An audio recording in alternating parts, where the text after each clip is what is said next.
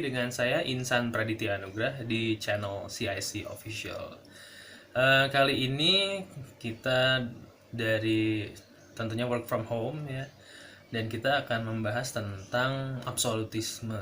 Jadi absolutisme dan appeal to authority segala macam yang kita rasakan saat ini, di mana ada penguatan peran negara, ada penguatan peran aparat. Jadi kalau ada pelanggaran terhadap PSBB, itu orang bisa disuruh push up oleh aparat gitu. Dan banyaklah kegiatan-kegiatan yang di seluruh dunia juga dipospon, ditunda, dan tidak diperbolehkan, seperti berserikat dan berkumpul gitu.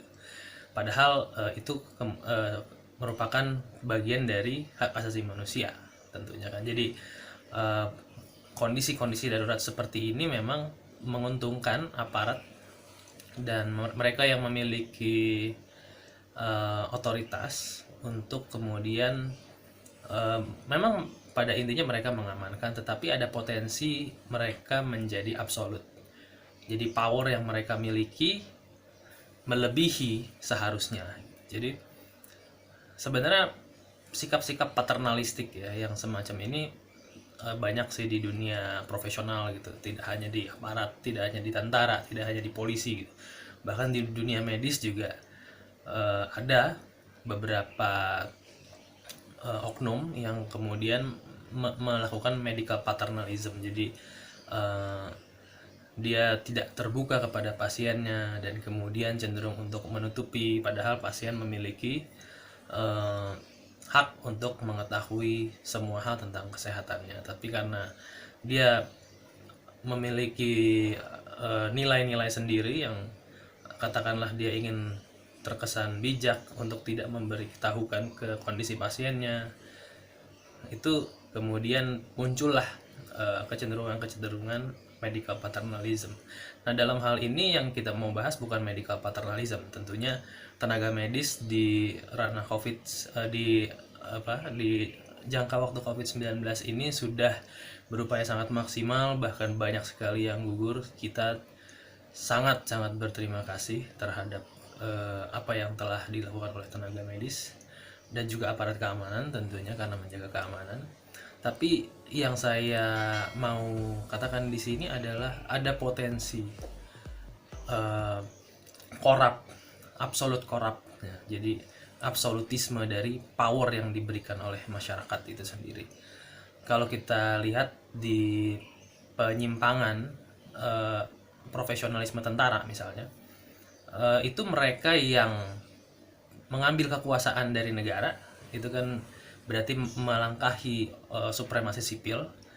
Itu kebanyakan menurut beberapa ahli seperti Amos Perlmutter, Eric Nordlinger, dan David Jenkins, itu baik di Indonesia, di Myanmar, di negara-negara junta militer manapun, itu terjadi ketika ada krisis politik dan krisis ekonomi, ketika masyarakat membutuhkan stabilitas sosial ya.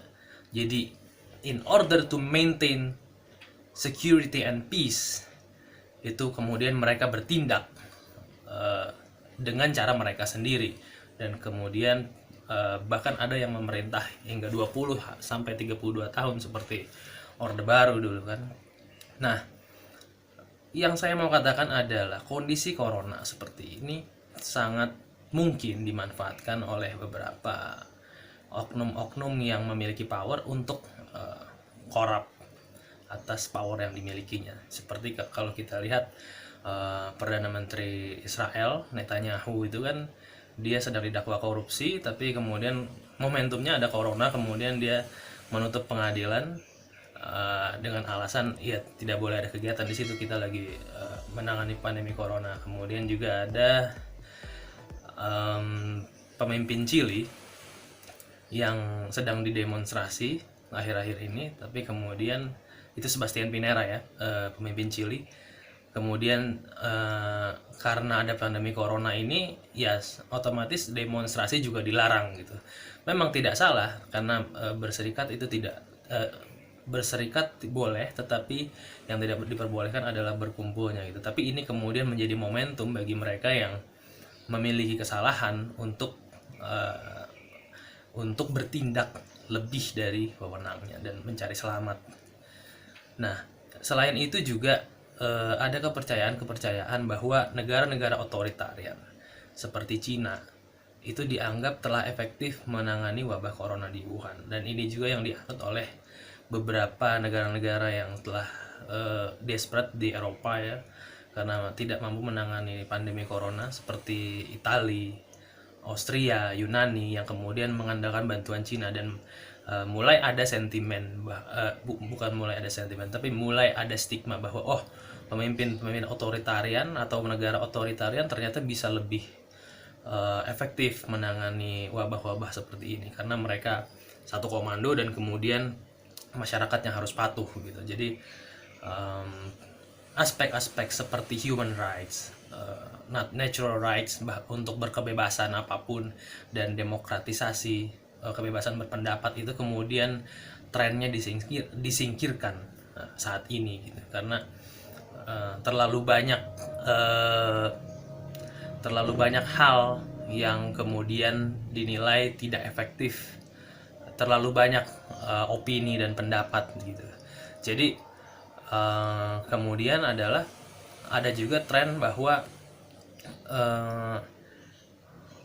pemerintahan demokrasi di Eropa kemudian envy terhadap apa yang dilakukan oleh Cina, padahal kita tahu bahwa kesuksesan tidak hanya dicapai oleh Cina gitu, tetapi juga dicapai oleh negara-negara demokrasi seperti Taiwan, Republic of China ya, Taiwan, dan juga dicapai oleh negara seperti Korea Selatan yang telah berhasil mereduksi impact dari virus corona itu sendiri. Nah, tapi dalam hal ini aspek-aspek seperti itu, negara-negara demokrasi yang berhasil menangani corona tidak diekspos dan tidak menjadi sesuatu yang wow gitu. Semua orang keranjingan terhadap pemimpin-pemimpin yang kuat, pemimpin-pemimpin yang bisa mengendalikan masyarakatnya. Apalagi di Indonesia juga ada beberapa pendapat bahwa ini karena kita demokrasi jadi pemerintah tidak berani lockdown, tidak berani tegas terhadap masyarakat gitu.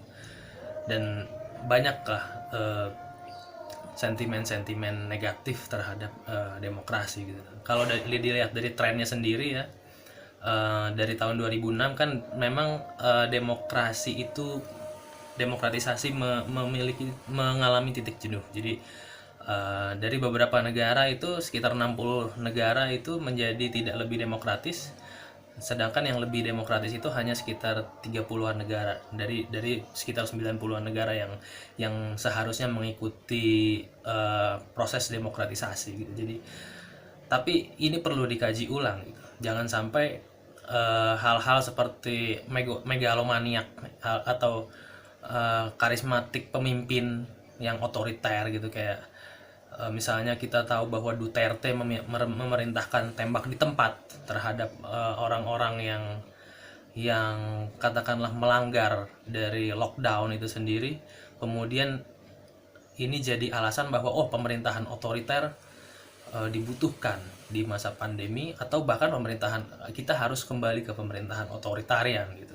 Jadi ini pemikiran-pemikiran yang sangat berbahaya. Di Indonesia sendiri korup dari kekuasaan juga tidak dapat terhindarkan, karena kita tahu bahwa pemerintah dan DPR sangat kasak-kusuk untuk meloloskan Omnibus Law gitu yang bermasalah, karena tentunya beberapa hak-hak tenaga kerja dirugikan di Omnibus Law tersebut, dan tidak ada tekanan dari serikat-serikat buruh yang bisa secara masif mengadakan demonstrasi fisik gitu, karena semua orang didomestifikasi. Nah, apakah demonstrasi bisa dilakukan online dan apakah itu bisa menjadi sebuah instrumen untuk menekan pemerintah dan parlemen?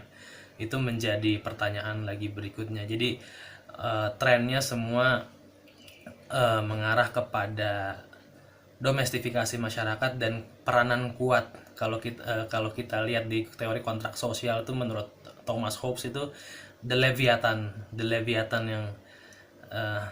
yang mengatur semua hal untuk menjadi, dia adalah monster, tapi monster itu diperlukan, necessary evil untuk mengatur masyarakat. Saya sendiri tidak sepakat dengan hal itu, dan jangan sampai ini terjadi di dunia yang sebenarnya sudah baik proses demokratisasinya. Ya, sekian analisis dari saya.